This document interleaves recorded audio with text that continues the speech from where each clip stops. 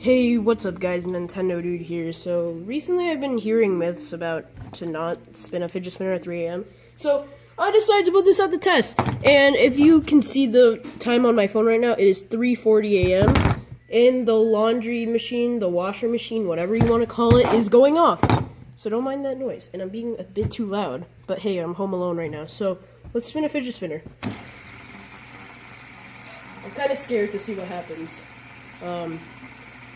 I hope nothing happens, so I'd be pretty scared. Oh jeez. I'm pretty scared right now. Oh jeez. What will happen?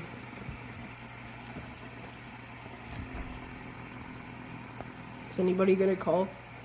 Oh my god. I'm scared because I've seen all these videos and like the devil was calling. Oh my god. Oh my god.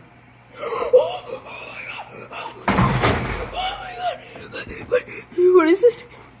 Some random guy. Oh my god. Okay, I gotta hold on. I'm gonna put him on speaker. Hello? I'm coming for you. Wait, what? I'm coming for you. I'm just